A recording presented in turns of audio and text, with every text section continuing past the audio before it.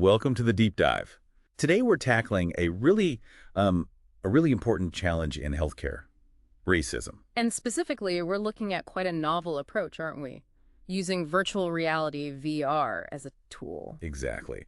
So our mission for this deep dive, for you listening, is to really understand this innovative method. We want to look at its potential benefits, sure, but also the challenges. And kind of see what it reveals about tackling such a deep-rooted societal problem, especially within healthcare, which is, so vital. Absolutely. And our main source today is an article from Advances in Simulation. Yeah. It details a pilot study using these VR modules. Right, modules focused on bias, privilege, and also microaggressions, all within a specific healthcare organization. Yeah, really thorny issues. So the core problem being addressed is, well, the undeniable negative impact of racism in healthcare. It affects everyone, patients, families, healthcare providers, administrators. And the article specifically mentions this reported hesitancy, this reluctance among healthcare workers to actually step in or take action when they encounter racism. Which is concerning. And it brings us right to our central question for today's deep dive. Can VR simulation actually be a useful tool here? Can it help overcome that hesitancy and foster, well, a more equitable environment in healthcare? Okay, let's start by really digging into the problem itself. Yeah. Racism within the healthcare system. Well, the article defines racism pretty clearly as a social construct. The idea that certain racial groups are seen as inferior. And importantly, it stresses how this isn't just some abstract idea.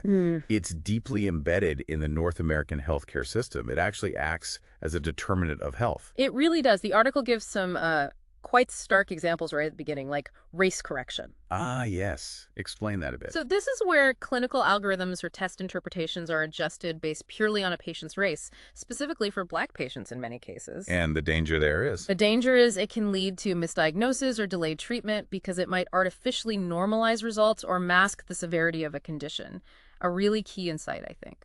Definitely. And the impacts go way beyond just clinical results, don't they? Oh, absolutely. The article talks about racialized patients facing, unmet medical needs, reduced access to care, sometimes even outright denial of service. It also mentions things like patients feeling unsafe, inappropriate discharges, treatment decisions being altered. It's quite a list. It is, and it's not just patients. Racialized healthcare workers themselves experience discrimination, which obviously impacts their well-being, their careers. It paints a really serious picture. You can see why there are growing calls for real anti-racism action within healthcare. Exactly. So given this is a known problem, what have been the sort of traditional ways organizations have tried to deal with it? Well, education is usually the first thing, right?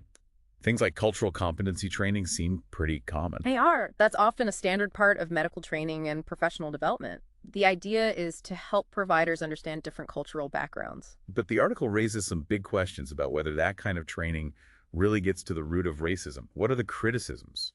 A major one is that cultural competency often doesn't explicitly tackle anti-racism head-on. It might focus on, say, cultural practices or beliefs. Which could inadvertently reinforce stereotypes. Precisely. If it doesn't address the underlying power dynamics and systemic biases, it can miss the mark, or worse. Just knowing about different cultures doesn't dismantle racism. That's a really crucial distinction. Yeah. And the article also notes there's a lot of variation in how anti-racism itself is taught. There's this interesting shift mentioned, moving towards braver spaces rather than just psychologically safe spaces. Braver spaces. Yeah. What's the thinking behind that? Well, psychologically safe implies comfort, maybe avoiding difficult topics.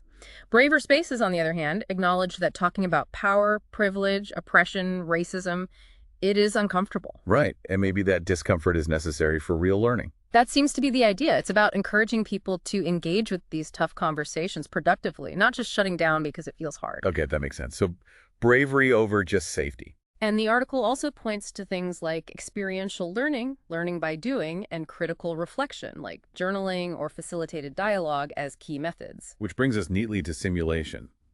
How does simulation fit into tackling something as complex as racism?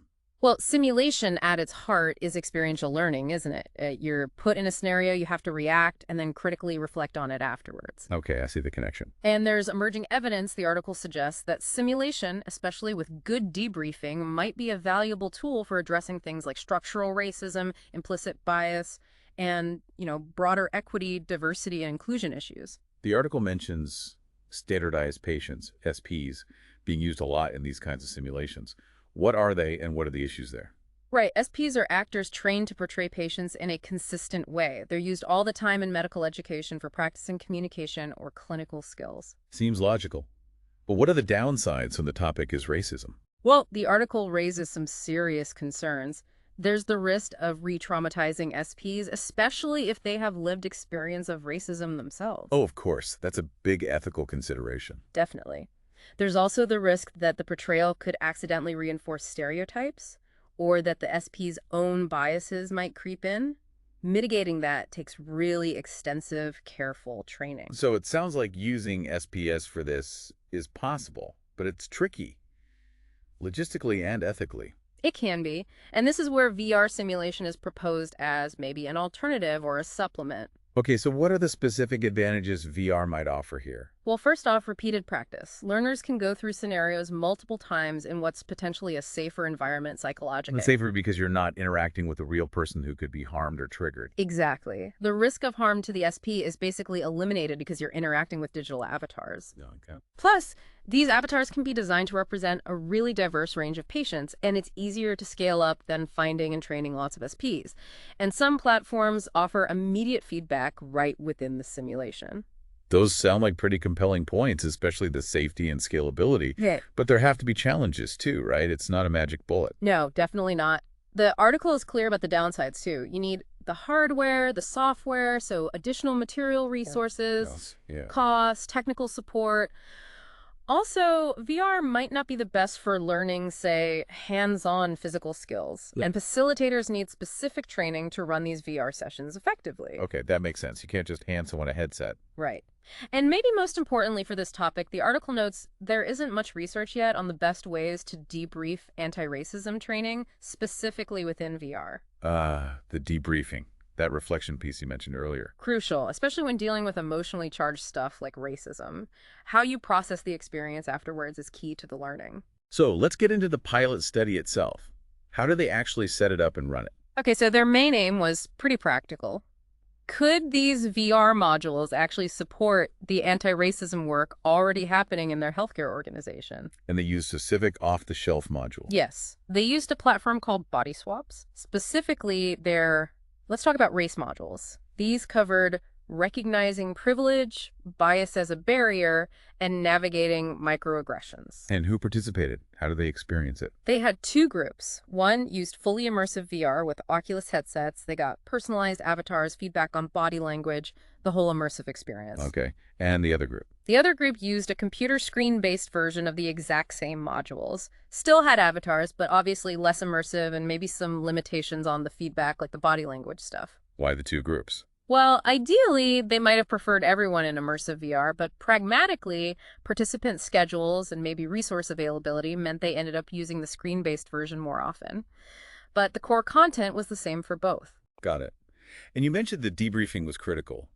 How did they approach that, given the focus on braver spaces? They were very intentional about it. They used guidelines specifically linking psychological safety with power dynamics and racism.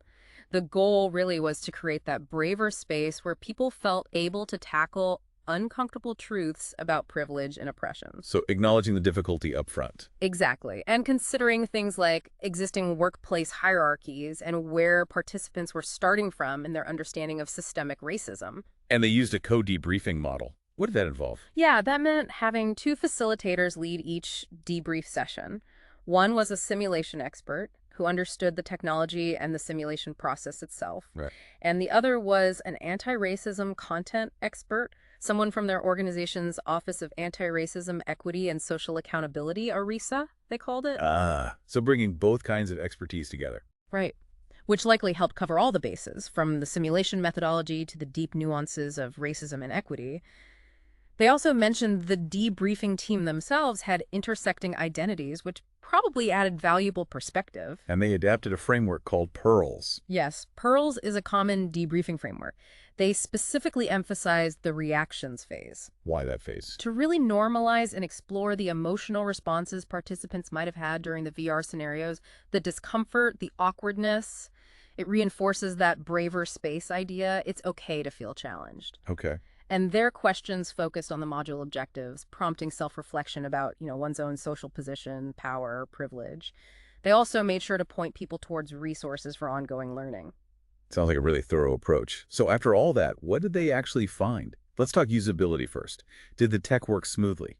Well, usability was a mixed bag. Participants in both groups spent similar amounts of time, and the module's bias took longest, microaggressions shortest. That seemed consistent. Okay, but the implementation. Ugh, that's where they hit snags. The simulation team spent significant time just setting up and troubleshooting IT issues, especially with the full VR headsets. Like what kind of issues? Integrating the platform with the hospital's IT network was tough firewalls, large data packages being blocked. They actually had to use workarounds like phone hotspots sometimes. Yeah, okay. Not exactly seamless. Not initially, no. The screen-based version, though, was much easier to integrate into the existing network. That's a big practical difference. It is. They also mentioned the VR platform's licensing model limited how many people could participate and affected their timeline. So, a key insight.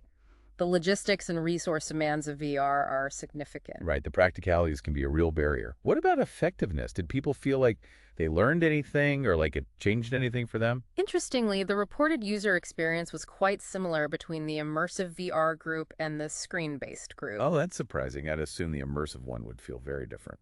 You might think so, but in terms of the core takeaways reflected in the survey data, they didn't find huge differences. 3 main themes emerged from those surveys. Okay, what were they? First was this idea of hesitancy for action. It seemed that the modules kind of reinforced what people already knew, that they often felt hesitant to act when witnessing or experiencing racism. So it confirmed the problem. In a way, yes. There was a quote from one participant, P28, saying something like, "Although I was uncomfortable, I did not speak against the comments. I stayed silent. I was not sure how to proceed."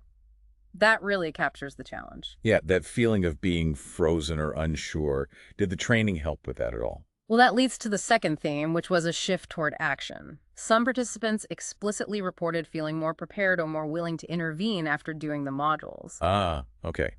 That's more promising. Definitely. There was another quote from P7 who said something like, "Armed with the techniques from my recent training, I was able to react, call out the behavior instead of being a passive bystander." That's quite a powerful statement. A direct link between the training and feeling empowered to act. It suggests potential, absolutely. And the third theme, What was that? it was about the enablers for action. Participants stressed that for this training to really translate into action, the organizational culture needs to support it. Ah, the environment matters. Hugely. Participant P25 said something like, "The workplace needs to make it extremely clear that it's okay and safe for staff to recognize incidents." It highlights that individual training isn't enough on its own. You need that broader systemic support. Makes total sense. What about the reflective journals? Did they add anything else? They did, and the themes seemed to align well with the debriefing analysis. 2 main things came out. First, feelings. Feelings. Yeah, participants described feeling strong, often negative emotions, awkwardness, discomfort, anxiety, even embarrassment while doing the modules. Even if the scenario seems simple. Yes, even when some participants called the content easy or basic. The researchers felt this might actually be a sign the braver space was working. It was bringing these uncomfortable feelings to the surface, which is part of the learning. Interesting. So the emotional reaction itself was significant. Potentially, yes. The second theme from the journals was future work. There was broad agreement on the need for ongoing conversations about anti-racism and sustained efforts from the organization. So a sense that this is just a starting point. Exactly, not a one-and-done solution. Okay. Now, every study has limitations. What did the researchers acknowledge here? The main ones they point out are, first, the limited follow-up time, only up to about a month afterwards. Right. So you don't know if those reported shifts in intention actually lead to lasting behavior change. Precisely. And they also mentioned the need for research with larger sample sizes to see if these findings hold up more broadly. It was a pilot study, after all. Understood. So wrapping this up, what are the main takeaways? What are the implications of this study? Well, the big picture is that VR simulation, whether it's fully immersive or screen-based, does show promise. It seems like it can be a useful educational tool to help people learn about and feel more confident addressing racism at work. But with some big caveats. Definitely. The resource requirements, technical, financial, personnel, are significant. That could be a real barrier for many institutions. And the expertise needed. Crucial. Having both anti-racism content experts and simulation experts working together was key to this study's design and, likely, its success. You need both perspectives. So VR isn't a magic wand, but maybe a valuable piece of a larger puzzle. That's how the researchers seem to frame it.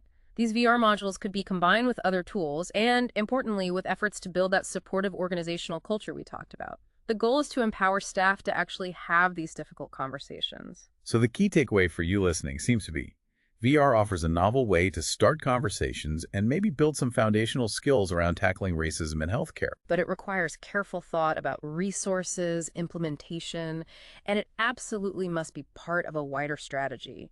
Education alone, whatever the format, just isn't enough. You need those systemic changes and that genuine cultural support for it to really make a difference long term. Couldn't agree more. This has been really fascinating, exploring how this technology is being applied to such a critical and sensitive issue. It makes you wonder, doesn't it? Considering how immersive VR is, what other complex societal problems could benefit from this kind of simulated practice and reflection? That's a great question. And what are the ethical lines we need to draw when using tech like this for such sensitive topics? Lots to think about. Definitely food for thought. If Right. you want to dive deeper into the methodology and findings of this specific study, we definitely recommend checking out the original article in Advances in Simulation. Think about how this kind of training might work or not work in different healthcare contexts you know. Thanks for joining us for this deep dive.